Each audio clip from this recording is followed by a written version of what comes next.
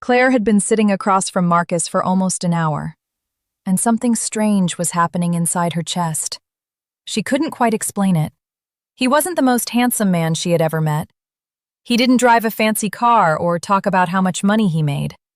But there was something about him that made her want to lean in closer every time he spoke. Something that made her feel like she was the only person in the entire room. She drove home that night thinking about him, and she kept thinking about him for weeks after that. What was it? What did Marcus have that so many other men were completely missing? Here is the truth that almost no one talks about. About 99% of men out there are working so hard on the wrong things. They are hitting the gym, buying expensive clothes, practicing clever things to say, and still going home alone wondering what went wrong. Meanwhile, the Marcus types of the world are doing something so quiet, so simple, and so powerful that most men completely overlook it. And today, I want to break it all down for you. Because once you understand this, everything changes. The first thing Marcus did that night was something most men are terrified to do correctly. He touched her arm lightly when he made a point in the conversation. Not in a pushy way. Not with any hidden meaning behind it. Just a soft, natural, present kind of touch that said without words, "I see you. I am here.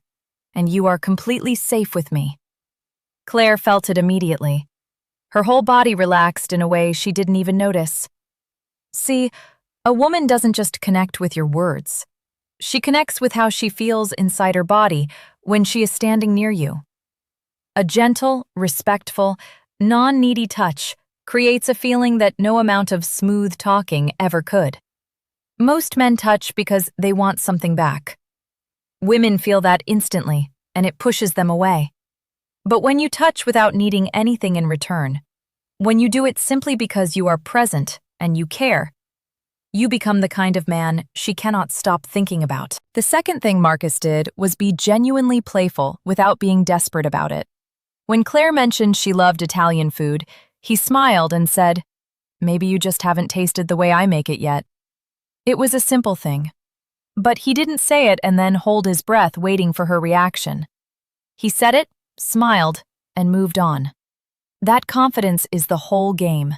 Women are surrounded by men who try to be funny and then immediately look for approval like a puppy waiting for a treat.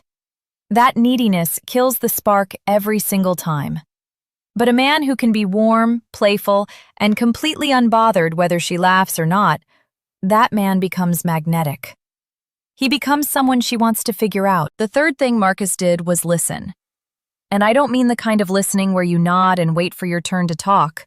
I mean real, full, present listening, where Claire could feel that every single word she said actually mattered to him. He asked a question about something she mentioned 10 minutes earlier. He didn't interrupt. He didn't try to fix her problems or one-up her stories. He just listened and let her feel heard. In a world where everyone is distracted and everyone is performing, a man who truly listens is something so rare that it feels almost unreal.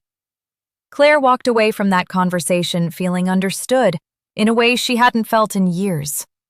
That feeling builds a bond that goes so much deeper than physical attraction ever could. The fourth thing was something Claire noticed later when she thought back on the evening. At one point, she arrived a little late and seemed flustered about it. Marcus didn't get stiff or weird about it. He didn't make her feel guilty. He just smiled, stayed calm, and said something easy and warm that made the tension disappear in seconds. That kind of steadiness is incredibly rare and incredibly attractive. When a man stays calm during those small, messy moments of life, he becomes someone a woman feels safe leaning on. She starts to see him as someone solid, someone real, someone who won't crumble when things get hard. And that safety is where real love actually begins. And then there was the fifth thing, the one that probably had the most impact of all. At the end of the night, Marcus didn't chase. He was warm and present the entire evening. But when it ended, he didn't text 5 times or try to make future plans before she even got home. He simply said goodnight and meant it. He had a life. He had things that made him happy. He didn't need Claire to validate his worth, and she could feel it. And that space, that quiet confidence in a man who respects himself enough not to chase. That is what made Claire's mind drift back to him again and again in the weeks that followed. We chase what feels uncertain, and we treasure what feels genuinely sure of itself. Here is what I want you to take away from all of this.